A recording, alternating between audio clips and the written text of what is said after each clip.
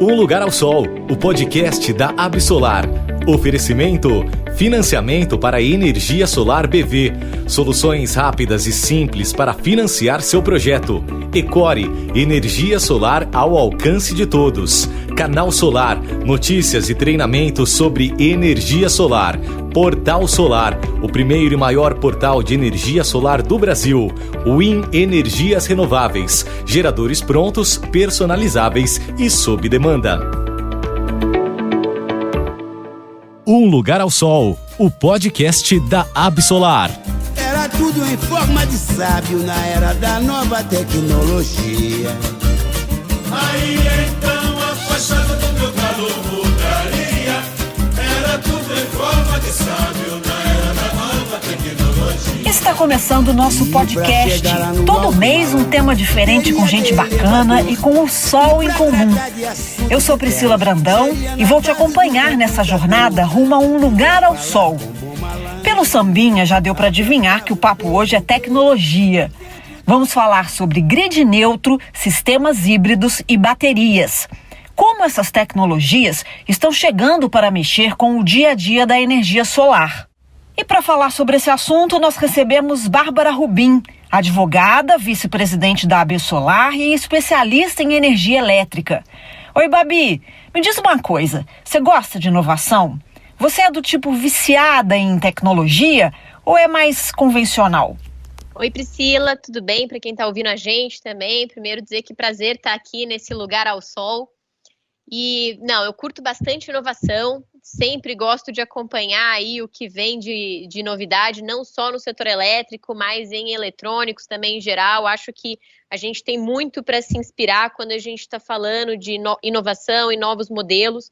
E o setor elétrico é um exemplo constante disso. Então, fico sempre de olho aberto aí para o que está vindo pela frente, para saber se a gente consegue copiar com arte aí alguma coisa para melhorar também a forma como a gente opera com eletricidade. Pois é, inovação é super importante no nosso dia a dia. E a gente vive isso o tempo todo. No setor elétrico, isso fica muito evidente, né, Babi? Com certeza, sim. Acho que é muito importante a gente dizer para o nosso ouvinte que apesar do setor elétrico, ou melhor, da eletricidade ser uma coisa banal para o nosso dia a dia, a gente aperta o interruptor e uma lâmpada acende, tem muito processo, tem muito trabalho e também tem muita inovação que acontece aí por trás dos bastidores para que essa eletricidade possa chegar até a gente de uma forma tão natural.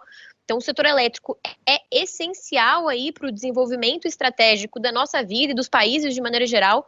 Vai crescer cada vez mais em importância, porque imagino que os nossos ouvintes já tenham ouvido falar, mas a gente passa no mundo por uma tendência de eletrificação.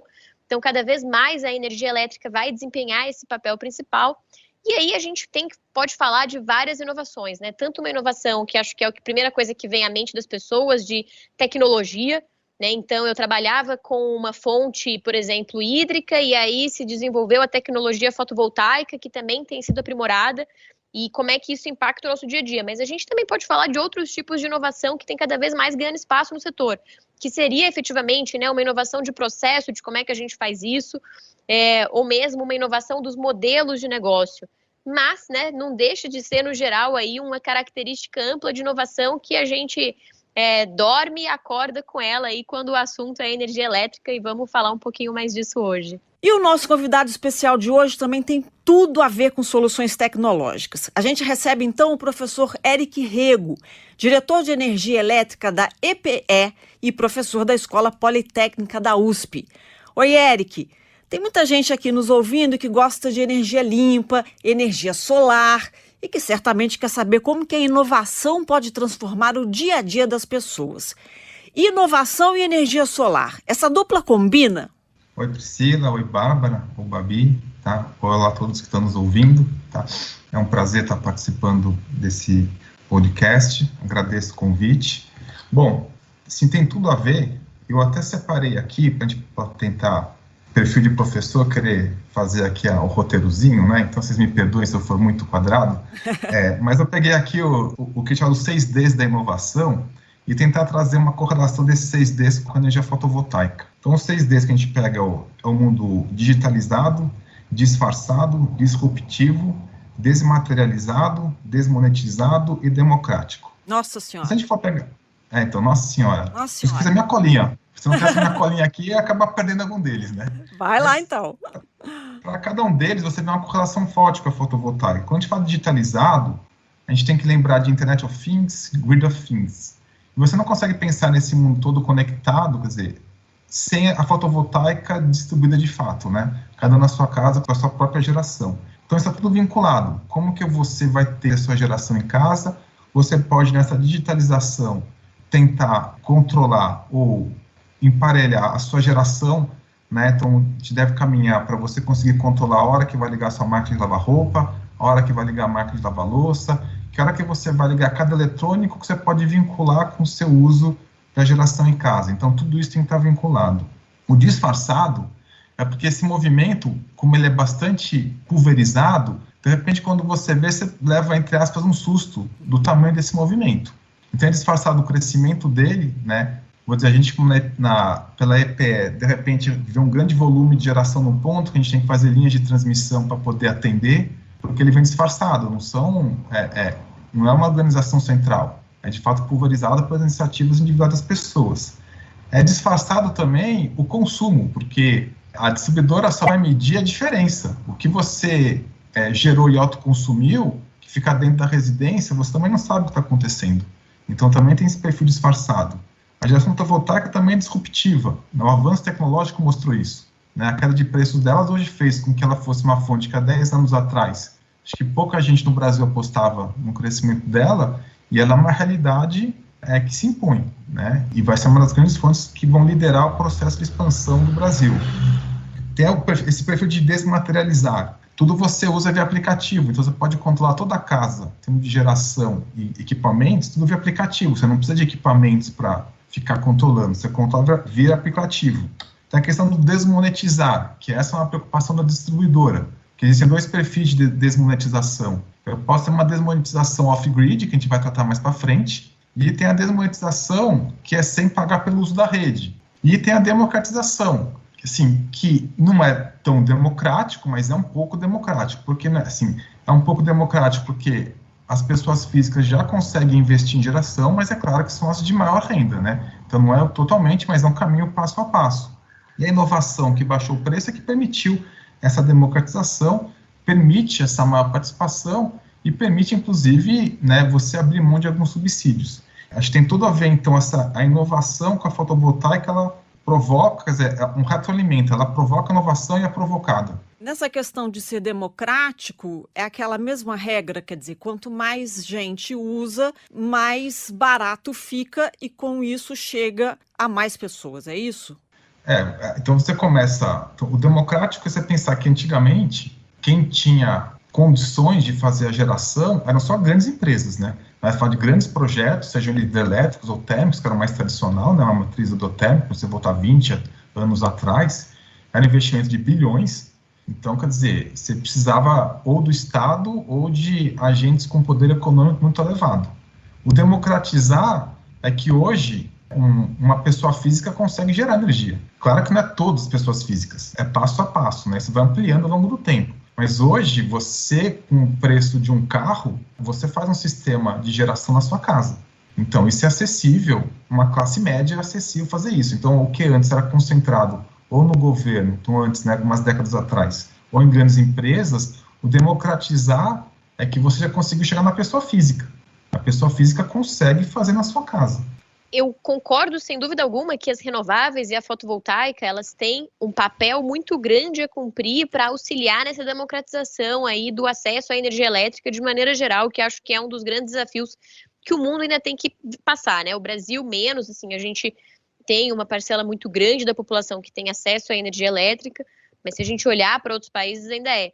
Mas eu ia dizer, Eric, que eu acho que é exatamente nisso que você colocou, por exemplo, que está a beleza da gente falar de inovação. Tanto porque, por um lado, por exemplo, a inovação tecnológica que a gente tem visto dos painéis tem permitido aí que haja uma queda no custo dessa tecnologia, né? Então a gente já viu uma queda de mais de 80% nos últimos 10 anos e temos visto aí uma queda da casa de 5% a 7% por ano, nesse período mais recente ainda, que acaba facilitando esse acesso, mas também um pouco do que eu comentei antes, que é a inovação nos modelos de negócio.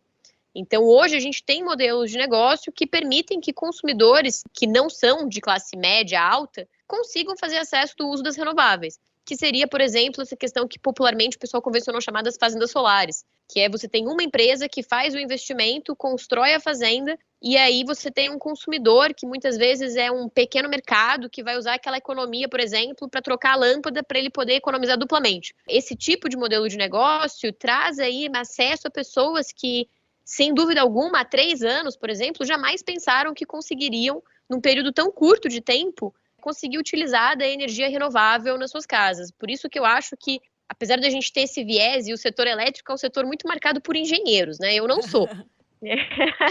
Então, acho que o engenheiro tem essa tendência de pensar muito na inovação tecnológica. Mas quando a gente consegue integrar essas inovações como um todo, e acho que a EPE, por exemplo, tem um papel muito grande de ajudar, né, e de promover, de puxar essa inovação também sob uma perspectiva de processo, sob uma perspectiva de integrar todas essas caixinhas que a gente está falando, é que aí a gente consegue, de fato, vencer barreiras e conquistar esses 6 Ds que o Eric muito bem falou, que se eu tivesse que falar de cabeça, eu só lembraria de uns 3 e olhe lá. Eu queria entrar agora em uma questão mais específica. Eu listei aqui no começo algumas tecnologias que são novas no Brasil e que têm grande potencial. Vamos falar um pouco de cada uma delas e eu sugiro a gente começar pelos sistemas híbridos. Eu não sei o que significa isso e talvez também tenha muita gente aqui nos ouvindo que esteja exatamente como eu. Você pode nos explicar o que é essa tecnologia e como que ela mexe com o nosso dia a dia? Oi, então vamos lá. A gente pode ter sistemas híbridos de gerações centralizadas e descentralizadas, tem perfis um pouco diferentes, tá? E acaba atendendo necessidades um pouco diferentes. Então, por exemplo, a gente pode ter, isso é uma discussão que está bastante atuante entre a EPE, a ANEEL e demais instituições setoriais, que é você conseguir fazer aqueles grandes parques que você tem eólicos, fazer eólicos e fotovoltaicos juntos, por exemplo. Mas o híbrido não são só os dois. O híbrido você pode ser qualquer combinação de fonte. Mas por que eu estou falando de eólico e fotovoltaico junto? Porque tende a ser os que mais são os mais promissores, porque são as tecnologias mais baratas. E também porque elas se complementam. Por que se complementam? E qual a vantagem de complementar? Se complementa no perfil de geração horária, quando você pega no Nordeste, principalmente. Então, você pega no Nordeste, que você tem uma geração solar, claro que é durante o dia, né, naturalmente. E aí, quando o dia está escurecendo, em geral, é quando a energia eólica é de maior força de geração. A energia eólica começa a gerar mais forte lá pelas 5 da tarde, 6, a depender do estado, alcança seu pico de geração, sei lá, 8 da noite. E então, qual que é a vantagem? E você fazer esses dois sistemas juntos, você economiza num sistema de transmissão, a rede que você vai conectar. Então, ao invés de você, se fossem 2 parques, mesmo que fosse um do lado do outro, né, e não tivesse esse conceito híbrido, eventualmente você ia ter que construir, até pela própria regulamentação do setor, né, uma rede para atender o pico de um e a rede para atender o pico do outro. Só como os picos de geração são não coincidentes, quando você trata isso de uma forma conjunta, você permite um uso mais eficiente das suas linhas de transmissão que conectam esses parques. Tem esse perfil de geração concentrada, que esse perfil híbrido, ele acaba dando um benefício, que esse benefício vai ser para o gerador, mas dá um rebate em preço, né? Quando ele for vender energia, parte naturalmente ele vai tentar capturar, mas parte naturalmente ele vai dar excedente do consumidor também, né? Então todo mundo vai acabar tendo, se ganha, ele vai ser mais competitivo e vai conseguir colocar no mercado. Por exemplo, em Roraima, quando fez leilão, ano passado, sistemas híbridos de biomassa com fotovoltaica. Porque aí uma condição muito local, então você consegue o quê? Dado um requisito do sistema, você entra com a fotovoltaica e a biomassa entra complementando para você conseguir, né, biomassa local, você conseguir complementar os requisitos dos sistemas. Então você tem essa outra combinação. A gente pode ter combinações concentradas, mas descentralizadas também, de fotovoltaico até microgeração eólica com baterias, né, seja residências ou comércios, que aí também é uma forma como que você vai tentar modular esse uso, e combinar com bateria depende muito do sinal econômico que você recebe. Hoje em dia o sinal econômico não favorece muito o uso de bateria, mas o que são os híbridos? São as combinações que você vai buscar o quê? de alguma forma, aproveitar melhor algum recurso disponível, como as linhas, né? Aproveitar melhor a combinação, que são perfis de geração horários diferentes, né? Para você ter um melhor uso dos seus recursos, né? E tendo um melhor uso dos seus recursos, você vai conseguir oferecer condições mais competitivas para o consumidor, ou se você é o próprio autoconsumidor, você vai ter condições melhores de uso para você. No Brasil eu nunca vi, mas eu já visitei algumas residências na Alemanha, que é um híbrido de geração a gás natural com fotovoltaica na casa dele, por causa do inverno. Então ele tem a fotovoltaica, caiu a fotovoltaica, ele aciona a geração a gás natural, tudo automatizado, tudo digitalizado. Então é do celular dele, né, ele está acompanhando, opa, agora está sol, está a fotovoltaica. Cai o sol, automaticamente entra a geração a gás, que é distribuído. Então é outro sistema híbrido que ele, como residencial, consegue também controlar a geração dele. Então híbridos são essas combinações que você tenta aproveitar o melhor do perfil de cada fonte. Então tem fontes que dependem da natureza, você complementa com fontes que você consegue gerenciar do ponto de vista tecnológico e econômico. Com certeza, e acho que esse exemplo que você deu, Eric, foi muito interessante do consumidor com gás natural e com solar, porque aqui no Brasil a gente começa a ver, né, assim, acho que essa discussão ganha muito espaço no Brasil e acho que é um lugar em que, se a gente falar aí de inovação do ponto de vista regulatório, por exemplo, a gente ainda precisa vir essas alterações, né, para esse tipo de coisa, porque a gente tem muito esse perfil de complementariedade de fontes no Brasil. Então, a gente tem uma diversidade energética muito grande, seja a hídrica, né, que é da água, digamos assim. Que é a maioria, seja né? a eólica, exatamente, que é a maioria hoje na nossa matriz, seja eólica dos ventos, seja a solar fotovoltaica, que é do sol, seja, por exemplo, a biomassa, que também é um recurso aí, a bioenergia, né, seja biomassa, seja biogás, de alta disponibilidade no nosso país, que permite muito que a gente tenha o quê? Exatamente essas usinas híbridas.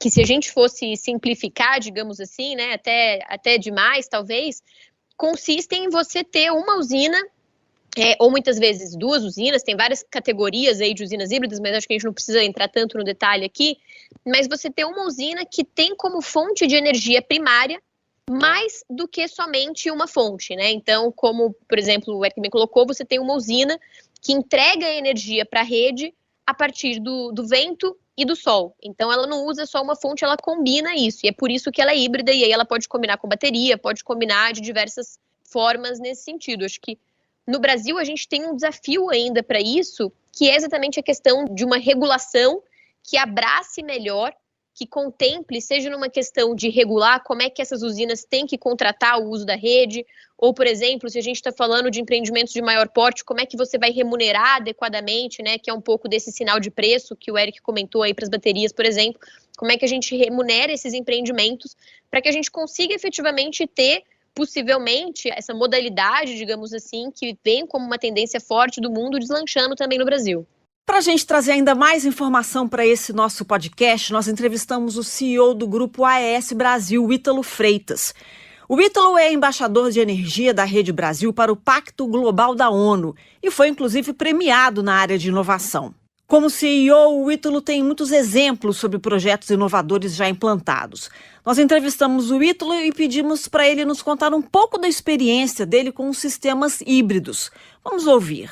Um outro projeto interessante é um projeto solar bateria que foi implantado no Havaí, e esse projeto ele está em funcionamento, foi um dos primeiros projetos em um arquipélago do Havaí chamado Kauai, e esse arquipélago ele praticamente tem 100% de atendimento, não chega a 100%, mas a bateria ela tem um papel fundamental e eles têm ali uma planta térmica, em caso de falha essa planta térmica entra. Ele é um projeto em sistemas isolados, é a segunda ou a terceira maior ilha do arquipélago do Havaí, é uma ilha pequena, tem o seu sistema e obviamente que a geração a diesel é o que impera, e agora reduziu muito o consumo de diesel, porque é caro levar diesel até a ilha. Tem uma situação muito similar em Fernando Noronha, né? Esse projeto é um projeto que ganhou vários prêmios, inclusive, é um projeto que a gente pode aplicar no Brasil em sistemas isolados, sem dúvida nenhuma, na Amazônia, Pantanal e até mesmo em grid tie. Como pode ser utilizado em grid tie? Você tem sistemas que são pontos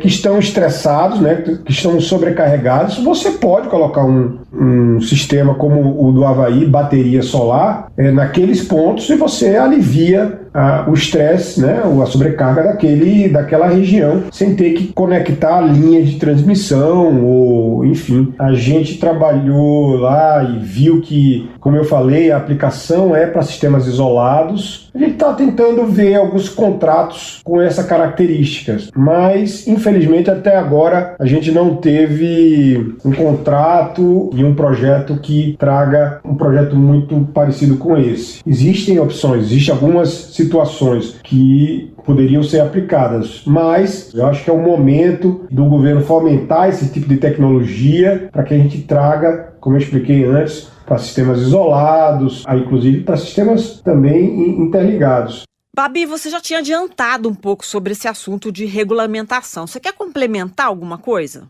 Exatamente, Pri. Acho que a fala do Ítalo, né, a gente ouvir, ele traz exatamente essa importância da gente ter arcabouço, digamos assim, no lugar adequado para que o setor possa se desenvolver. Os Estados Unidos, eles são um exemplo muito interessante, e aí esse exemplo aí do Havaí que o Ítalo traz para a gente, ele não foge à regra, de que quando a política pública está no lugar certo, ou seja, está bem posicionada, é bem desenhada e bem desenvolvida, o setor privado vai entregar os resultados esperados também, vai responder aí com a vinda de investimento, com questões nesse sentido. E aí é importante dizer que muito desse desenvolvimento, por exemplo, que a gente está vendo no Havaí, ele veio puxado por um compromisso que o governador de lá teve, né, que é uma meta que ele estabeleceu, que está muito ligado aí com essa questão toda do Acordo de Paris, do qual o Brasil também é um signatário, de chegar ao ano de 2020 com 30% da capacidade instalada do Havaí vindo de renováveis. E é muito legal a gente ver que essa meta, né, em 2011, o Havaí tinha 12% da capacidade instalada de renováveis, e agora aí eles fecharam 2019 com 28,9%, se eu não me engano, agora 2020, apesar da gente ainda estar vivendo o ano, né, e um ano conturbado. Que ano, meu povo? Que ano? Eles já bateram aí 30%, né, de perspectiva de geração com renováveis. Então, isso mostra de fato que, assim, a regulação, a política pública adequada é essencial, né? Eu acho que é quase uma relação aí de simbiose quando a gente fala com novos desenvolvimentos. E o setor elétrico é um setor extremamente regulado, né? Então, é ainda mais importante que a gente tenha essa política pública no lugar certo. Eu vou pedir 30 segundos da sua atenção para chamar um break. A gente já volta.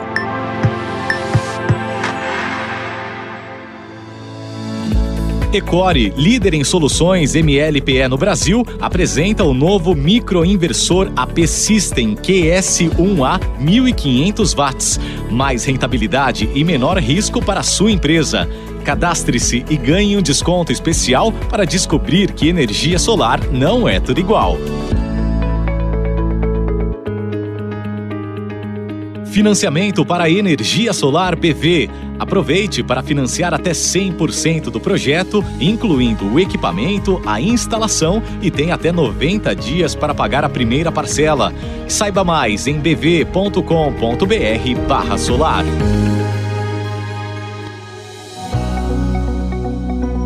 Um Lugar ao Sol, o podcast da Absolar. Olha, a gente tem mais um trechinho aqui da entrevista do Ítalo Freitas, que é o CEO do Grupo AES Brasil.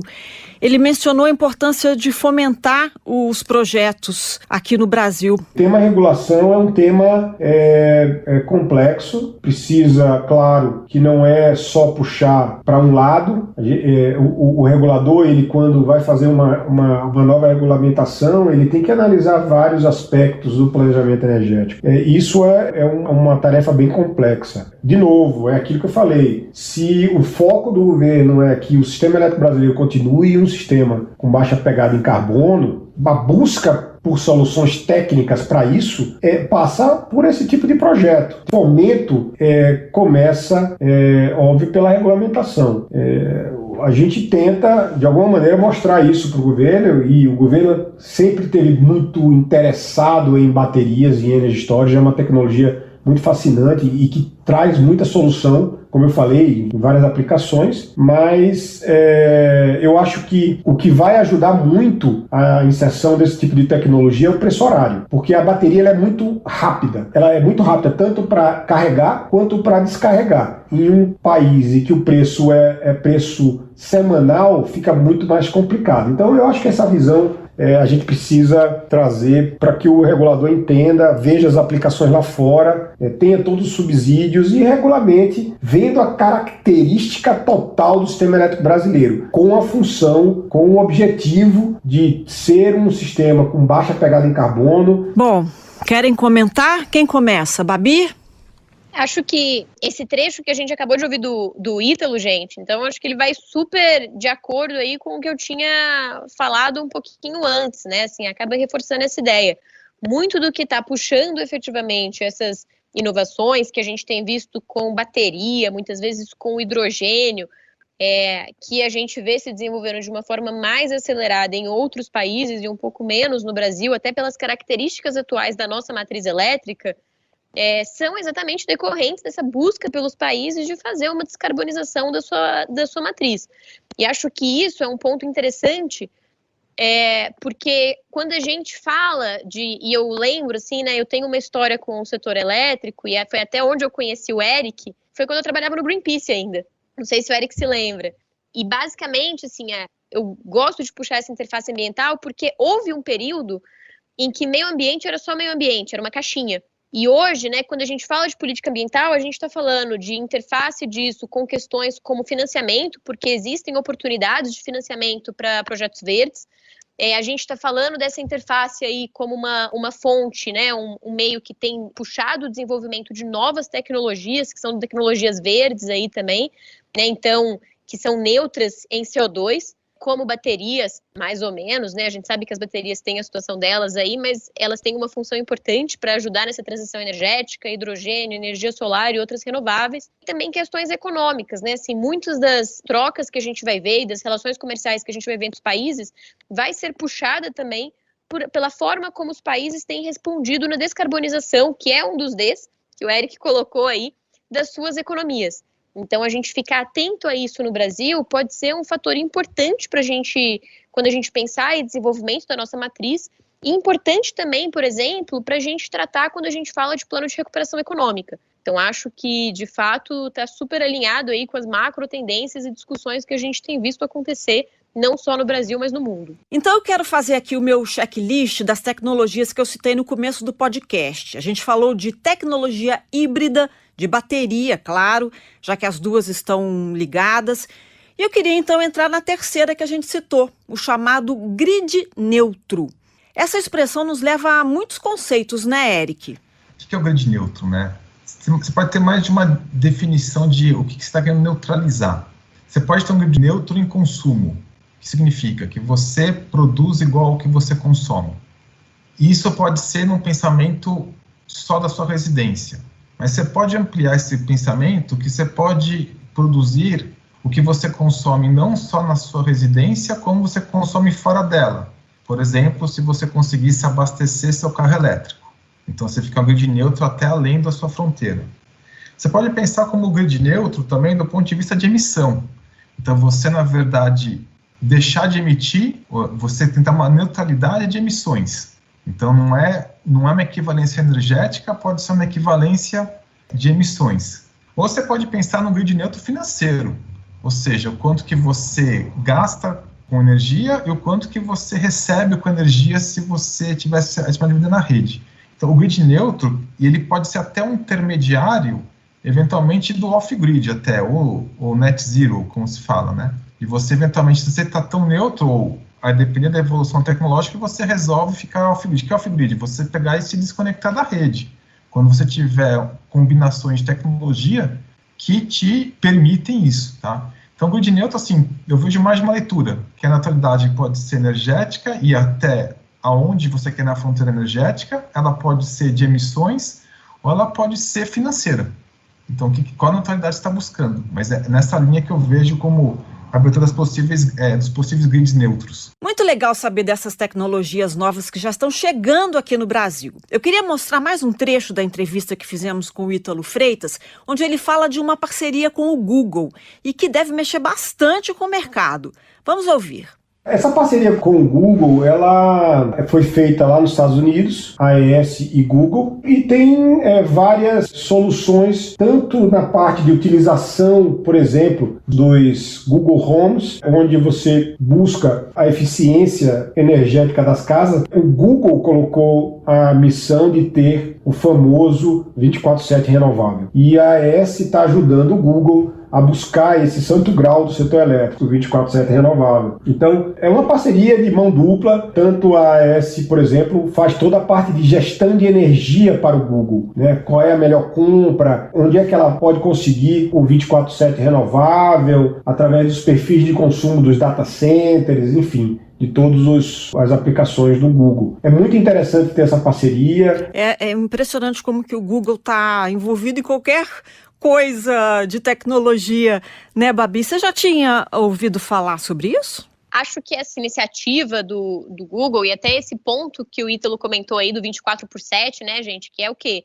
É você conseguir operar um sistema que somente a partir de fontes renováveis, 24 horas por dia, 7 dias por semana. Então, seja um sistema, seja uma indústria, enfim, a escala que você quiser dar isso, mas somente com fontes renováveis. De novo, quando a gente olha para a realidade da matriz brasileira, a gente pode pensar assim, mas não é tão difícil, vai, assim, se o reservatório estiver cheio, se estiver tudo tranquilo, a gente consegue passar aí a semana com renováveis. Mas quando a gente olha para outros países, sobretudo, isso se torna um desafio muito maior, e ainda mais quando a gente tem fontes renováveis que têm comportamentos que não são aí o que a gente chama de fontes despacháveis, né? Que são aquelas fontes que você liga e desliga quando precisa. Que é um pouco aí desse desafio de controlar que o Eric comentou, né? De conseguir controlar a eólica, controlar a solar e decidir quando que uma coisa entra ou outra coisa sai. Então, acho que o desafio do 24/7, ele está muito alinhado com muitas dessas neutralidades também que o Eric conseguiu listar aí pra gente, né? A neutralidade de carbono, por exemplo. Então, hoje, em geral, quando a gente está buscando essa operação 24/7, a gente está falando muito de buscar uma neutralidade de carbono na matriz elétrica. A neutralidade aí até mesmo de consumo. Então, maximizar essa questão do uso das redes com o momento em que o consumidor ou aquela indústria ou aquela empresa está consumindo. A neutralidade muitas vezes econômica, né? Garantir que esse investimento que você vai fazer para viabilizar aquilo, de fato consiga se pagar num horizonte de tempo que vai ser julgado como razoável por quem está investindo naquilo. E aí, pensando nessas neutralidades, a gente tem a vinda aí de algumas tecnologias para o Brasil, que aí são o que também o pessoal tem dentro, acho que é uma inovação, tá, Eric, assim, da geração distribuída. A geração distribuída é muito boa para fazer essas inovações, né? Que é aí os sistemas que o pessoal fala de inversor, que permite o não ter injeção na rede.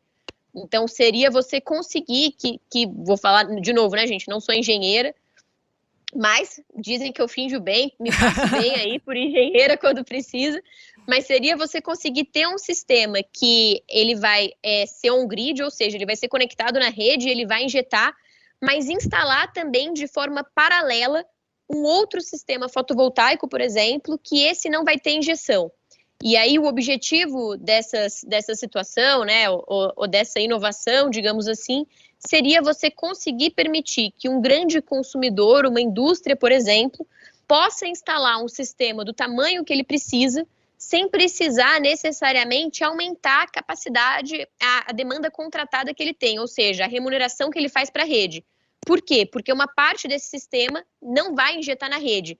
Então, a rede, de certa forma, não vai enxergar o funcionamento, que seria, acredito, né, assim, muito guardadas as devidas proporções, obviamente, que a gente tem hoje com os geradores a diesel, por exemplo, dessas indústrias que ligam esse gerador para operar, para não consumir energia da rede na hora ponta, que é a hora em que a energia está mais cara. Então, várias tecnologias aí ao redor que permitem, né, em uma escala ou outra, a gente acabar encontrando essa neutralidade quando a gente fala aí de uso de rede, de custo, de emissão de CO2.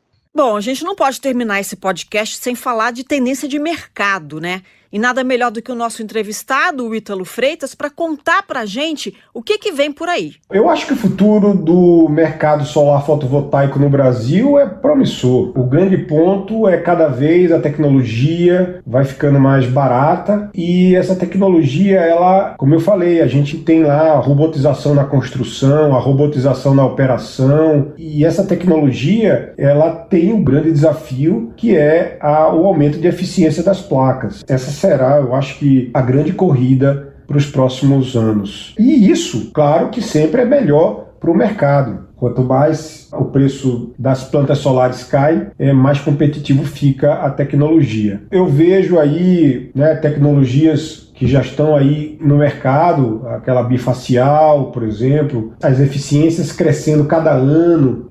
Isso faz com que o mercado solar seja extremamente promissor e atraente. Eu acho que o grande desafio para o setor elétrico, ainda mais o renovável, é a questão do 24/7 renovável. Esse aí, para mim, é o santo grau do consumo de energia. Então, como é que eu posso entregar o 24/7 renovável?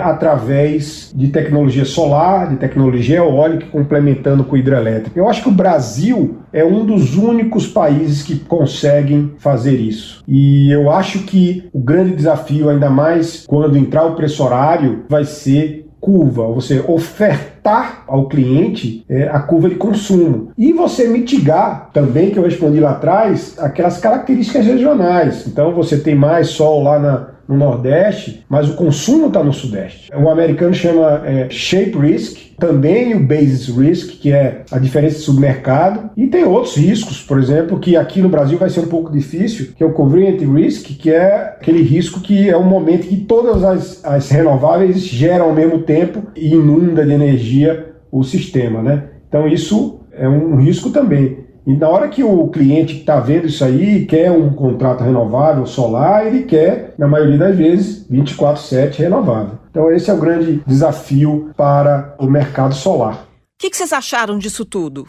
Eric, por favor.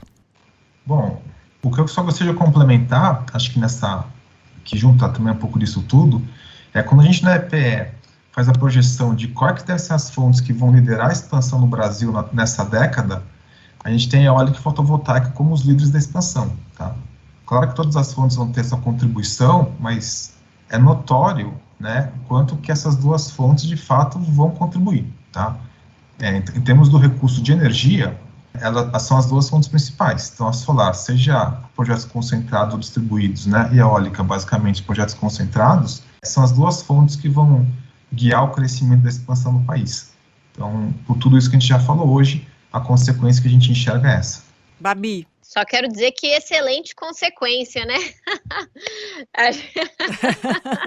Preciso te dizer, Eric, que eu tô ansiosa pra gente chegar logo nesse futuro aí que a gente vai ter eólica e solar, de fato, dominando a expansão da matriz elétrica brasileira, porque acho que é uma tendência aí, e sei que algumas pessoas discordam, mas acho que é uma tendência que de fato vem vindo rapidamente, seja pela queda de preço, seja aí de fato pelo desenvolvimento dessas tecnologias, mas acho que ela vai trazer novos desafios também que vão possibilitar aí posteriormente a gente ter outras discussões e outras inovações, né? É importante a gente ver que, acho que a Bloomberg, por exemplo, a Bloomberg New Energy Finance sempre fez projeções aí muito positivas com relação à participação das renováveis, né, das novas renováveis e da solar na matriz elétrica brasileira. E é importante, é muito significativo a gente começar a ver algumas dessas projeções aí sendo, digamos assim, refletidas também nos próprios planejamentos oficiais do governo para o setor.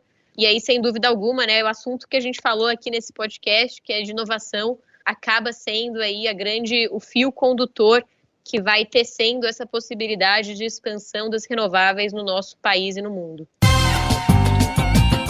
A gente falou de muitas soluções novas no programa de hoje e eu estou até me sentindo mais antenada com esse mundo das tecnologias. Criar meu website, fazer minha homepage, com quantos gigabytes se faz uma jangada, um barco que veleje nesse infomar, que aproveite a vazante da Infomaré, que leve o muriqui do meu velho orixá ao porto de um disquete de um micro em Taipé. elege nesse Infomar, que aproveite a vazante da Infomaré, que leve meu e-mail. É isso aí, né? Tem que aproveitar as infomarés, navegar nas tecnologias e construir um planeta muito mais moderno e sustentável. A energia solar pode ser nova no Brasil, mas já alcançou bastante espaço, mesmo em um ambiente onde tem muito o que crescer. Ela gera emprego, economia e sustentabilidade. Tudo de bom para todo mundo. E esse foi o nosso bate-papo de hoje. Obrigada, então, Bárbara Rubim, pela participação. Eu que agradeço a oportunidade, é sempre um prazer aí ter a oportunidade de conversar um pouquinho mais sobre esse setor que a gente ama tanto, que é tão viciante aí, que é o setor elétrico, e falar ainda mais de coisa boa, que é coisa que vem pela frente. Obrigada, Priscila. Obrigada também, professor Eric. Espero que a gente se veja em breve discutindo mais inovações por aí. Obrigada, professor Eric Rego. Bom, eu que agradeço o convite. Prazer participar, prazer falar com a Priscila, prazer voltar a conversar com a Bárbara, faz tempo que a gente não conversava, então é sempre um prazer conversar com você, né? E um abraço a todos aí, os ouvintes, né? A gente fica à disposição sempre que precisar, tá ok? Muito obrigado. E eu quero agradecer a participação do Ítalo Freitas, que nos concedeu a entrevista que vocês ouviram aqui hoje. E também quero fazer um agradecimento especial às nossas parceiras, que estão nos ajudando com esse produto de comunicação tão legal que é o podcast Um Lugar ao Sol. Um Lugar ao Sol, o podcast da Absolar agradece o financiamento para a energia solar BV e Ecore pelo apoio. O próximo podcast já está no forno. É só acompanhar as redes sociais da AB Solar que a gente conta tudo para você. O podcast Um Lugar ao Sol tem a minha apresentação, Priscila Brandão, direção e roteiro de Kika Tomás, produção de Camila Gomes e gravação e edição da Compasso Colab. Hoje você ouviu A Era da Tecnologia com Bezerra da Silva e pela internet com o Gilberto Gil. Eu te vejo no próximo podcast. Beijo, até lá! Um Lugar ao Sol, o podcast da Absolar.